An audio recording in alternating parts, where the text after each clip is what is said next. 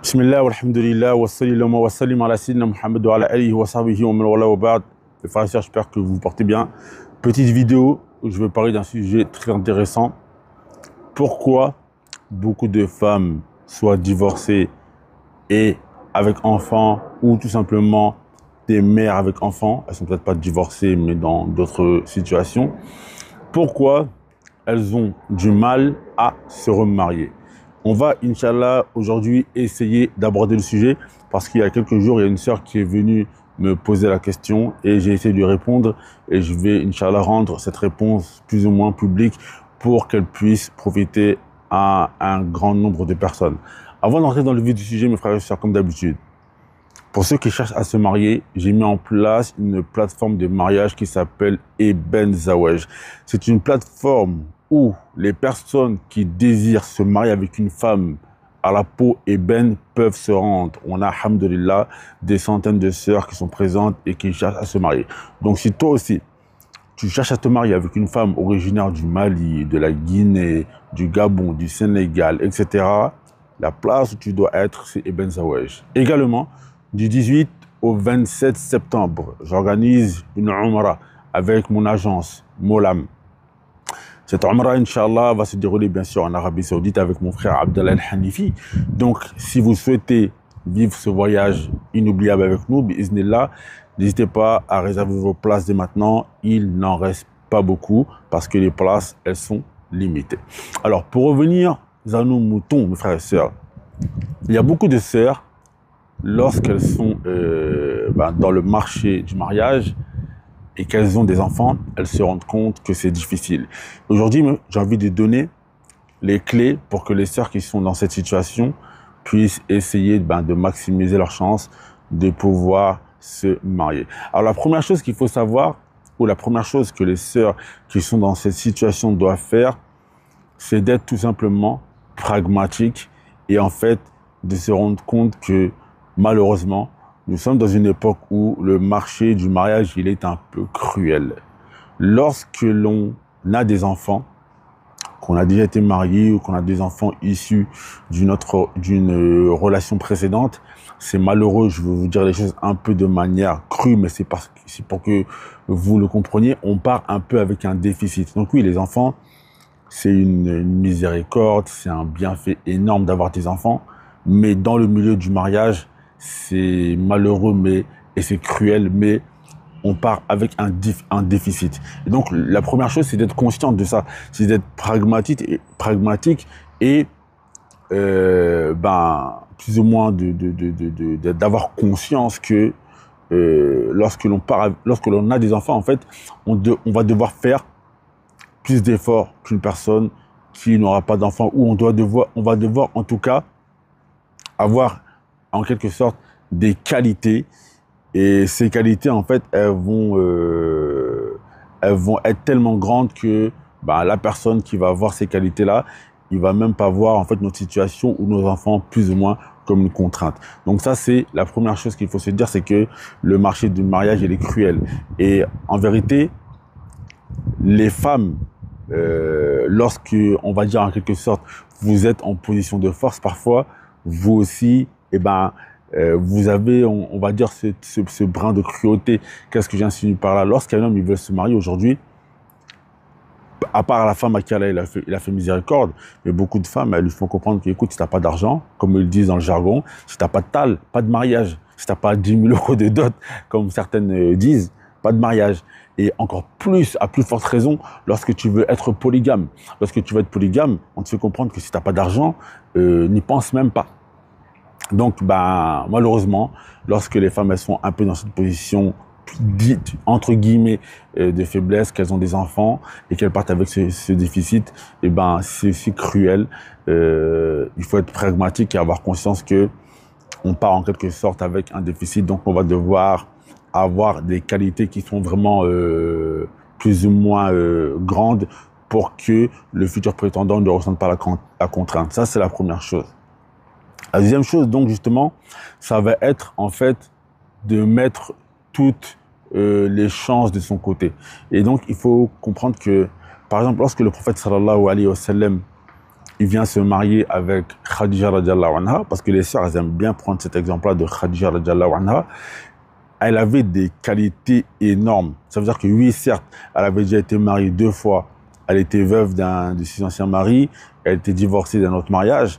Mais elle avait des qualités énormes. Donc, lorsque tu as 27 ans, 28 ans, 29 ans et que tu es divorcé, pour nous, dans notre prisme religieux, en fait, tu dois être capable d'apporter des choses à ton futur époux. Khadija, radiallahu anha, elle a apporté beaucoup au prophète sallallahu alayhi wa sallam. Elle l'a aidé avec son argent. C'était une femme qui était dévouée pour son mari. C'était une femme avec des caractères nobles. Donc, la femme, justement, qui a déjà été mariée, elle doit mettre toutes les chances de son côté en ayant un comportement vraiment digne de ce nom, en étant une femme religieuse, une femme spirituelle, une femme sur qui le mari peut vraiment compter. Et le problème souvent, c'est que certaines femmes, elles pensent que on ne les marie pas parce que tout simplement c'est des femmes avec enfants. Ce n'est pas vrai.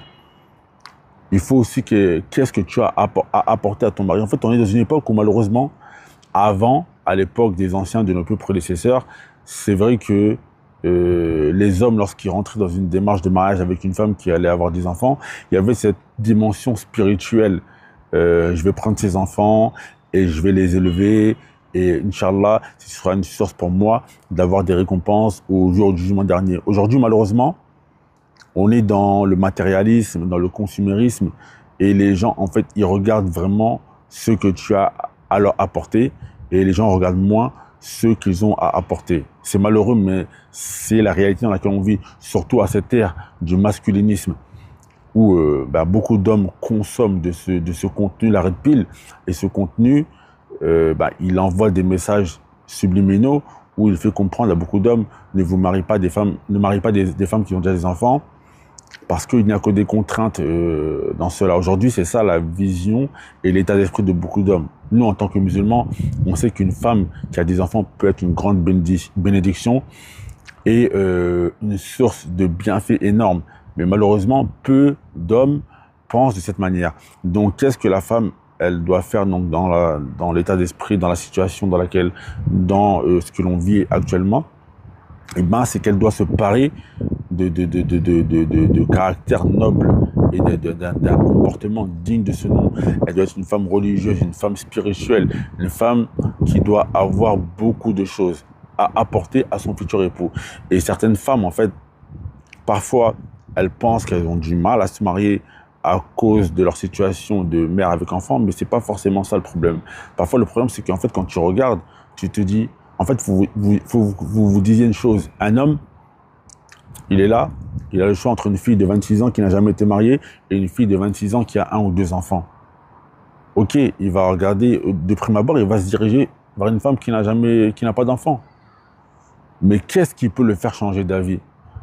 Si tu sais que la femme là, de 26 ans avec 1 ou 2 enfants, c'est une femme, machallah, on dit d'elle qu'elle a un bon comportement, on dit d'elle que c'est une femme qui excelle dans la mémorisation du Coran, on dit d'elle que c'est une femme qui excelle dans les sciences religieuses, elle connaît pas mal de hadiths du prophète sallallahu alayhi wa sallam, c'est une femme qui est dévouée dans sa religion, c'est une femme qui est d'une bonne famille, c'est une femme qui a une bonne éducation, c'est une femme qui a subi de l'injustice dans son ancien mariage, etc., etc.